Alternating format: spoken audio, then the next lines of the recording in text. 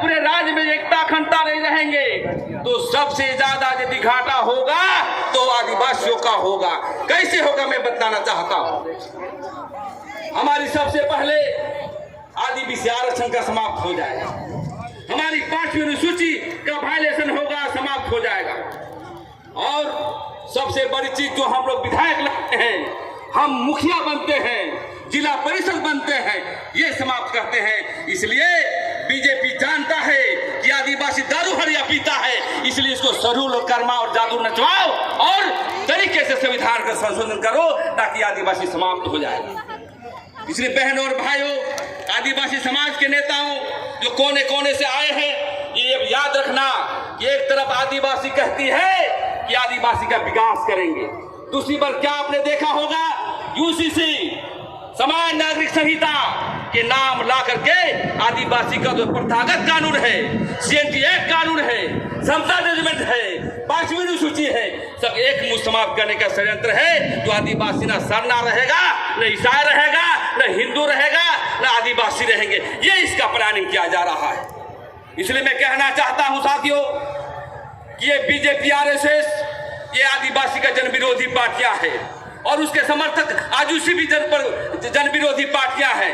ये कभी भी जाएगा गांव में, इसको दौड़ा दौड़ा के मारो, कि धनुष से उठा के मारो, नहीं तो झारखंड जो है बर्बाद कर देगा। ये हम कहने के लिए आए हैं। मैं ये कहना चाहता हूं साथियों, आज आदिवासी समाज पूरे देश में 781 जनजाति है और सब प्राकृतिक पूजक हैं और हम सिंह बोगा, धर्मेश, बड़ादेव सभी चीजों को मानते हैं।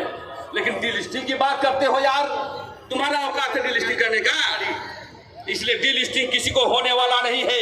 इसलिए मैं कहना चाहता हूं कि आप जिस प्रकार से आदिवासियों को जमीन छीनी जा रही है, आज अब मुख्यमंत्री को देख लीजिए कि भूमि हरी जमीन के मसले पर उसको जेल जाना पड़ा और उसी बगल में ही आरएसएस और बीजेपी का कार्यालय है, बरियातुर रोड में है, आरोग्य भवन में है। उसकी कब जांच होगी? हम तो कहेंगे जितना जनता आए हुए हैं बिरसा मुंडा के तर्ज पर, सिद्धू कानू के तर्ज पर, बीर बुद्धू भगत के तर्ज पर, जिस प्रकार से जो है कोल विद्रोह हुआ था, जहां जहां गैर आदिवासी जमीन छीनेगा, चढ़ाई करके अपनी जमीन को छीनने के लिए आप तैयार रहिए। इसलिए घर में जाकर के आप लोग तलवार फरसा तैयार करिए, आप लोग तीर धनुष तैयार करिए। सब कोई आदिवासी को कुचलना चाहता है। इसलिए संवैधानिक अधिकार लागू करने के लिए, संवैधानिक लागू करने के लिए हमको एकता होकर करना पड़ेगा, गांव गांव में संगठित होना पड़ेगा और अपने दोस्त और दुश्मन को पहचानना पड़ेगा। मैं उन विरोधियों को भी कहना चाहता हूं जो कल बयान आएंगे कि ये धरना जो है, ये रैली ईसाइयों का है, वो कौन लोग कहेगा?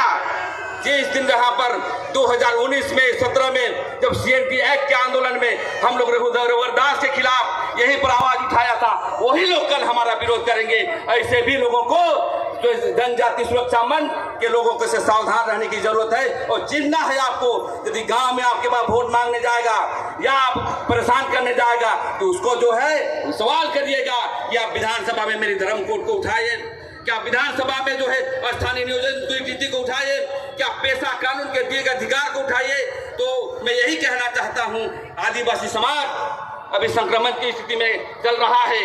इसलिए सरना, ईसाई, उराव, मुंडा, होश, संथाल ये लड़ाई करने का वक्त नहीं है। अभी एक ताबत तरीके लड़ करके हमको संवैधानिक अधिकार के लड़ाई को आगे बढ़ना है और जितने भी जनजाति हैं, 32 जनजाति, उराव, मुंडा, होश, संथाल सब मिलजुल करके एक झारखंड का नवनिर्माण करने के लिए हम लोग आगे बढ़े। और बिरसा मुंडा और कोल विद्रोह में जो आंदोलन हुए थे जमीन के मसले पर, और जो है हमारा मरांगोम के जयपाल सिंह मुंडा जो संविधान बनाया हम लोग के लिए, संविधान की रक्षा कर रहा है, लेकिन भारतीय जनता पार्टी यूसीसी में ला करके हमारे संविधान को हटाना चाहता है। इसलिए अंतिम शब्दों में मैं कहना चाहता हूं, आइए मिलजुल करके झारखंड को आगे बढ़ाएं और कोई भी तोड़ने का प्रयास करेगा आदिवासी समाज के लोग, चाहे बीजेपी के लोग, उसको सेंधरा करने का काम करें। इन्हीं चंद शब्दों के साथ मैं अपना वाणी को विराम देता हूं। जय आदिवासी।